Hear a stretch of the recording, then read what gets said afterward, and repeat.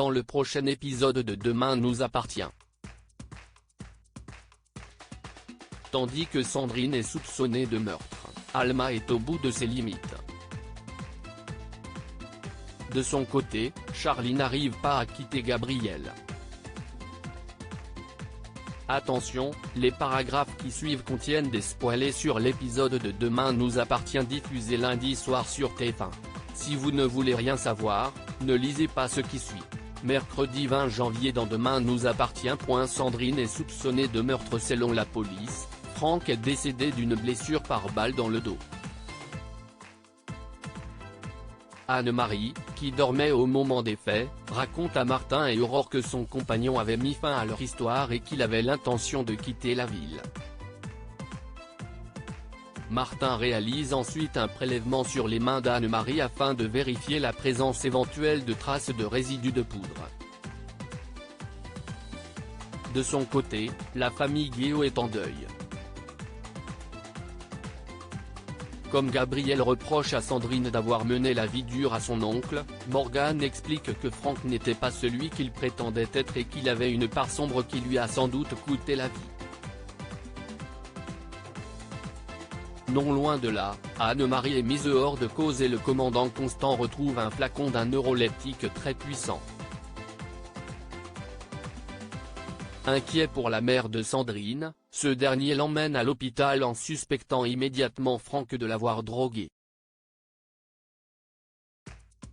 Afin d'en avoir le cœur net, Victoire effectue une prise de sang qui confirme la théorie du policier. Quand le docteur Lazari annonce à sa grand-mère que Franck la droguait pour la contrôler, Anne-Marie, qui est dévastée, lance que sa plus belle histoire d'amour était en réalité un mensonge. Pendant ce temps, Martin et son équipe font le point sur l'enquête et soupçonnent Sandrine d'avoir tué Franck. Peu après, Aurore rejoint la proviseure au lycée et l'interroge sur son emploi du temps de la veille. Outrée, la mère d'Arthur répond qu'elle a travaillé tard. Par la suite, Anna reçoit la visite de Sandrine et l'encourage à lui dire la vérité sur la mort de Franck. Sandrine reconnaît alors qu'elle est soulagée qu'il soit mort mais jure toutefois qu'elle est innocente.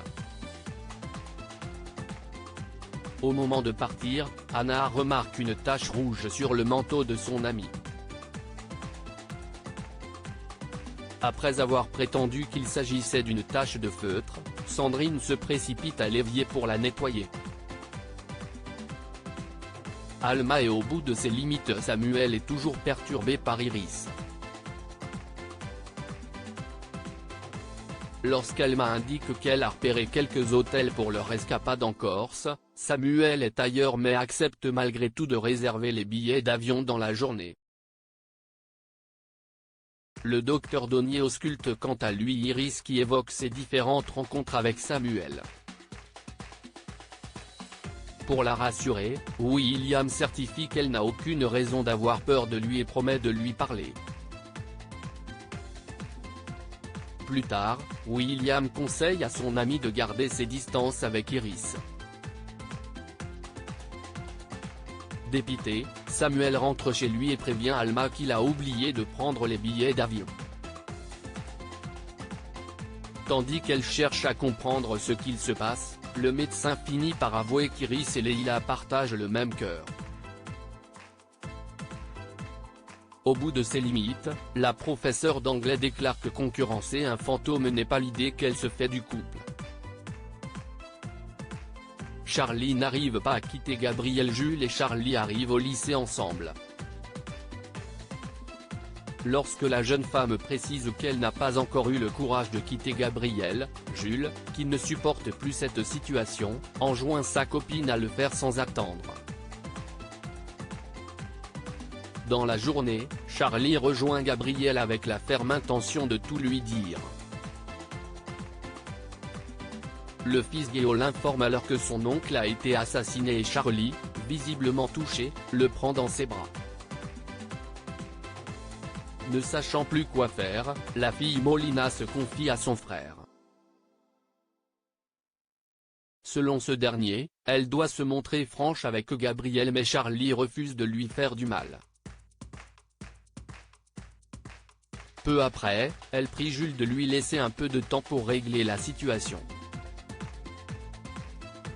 Mais à la fin des cours, elle apporte son soutien à Gabriel avant de se blottir dans ses bras.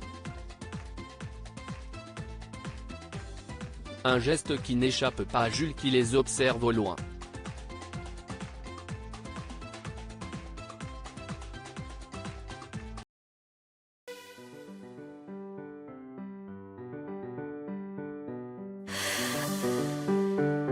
나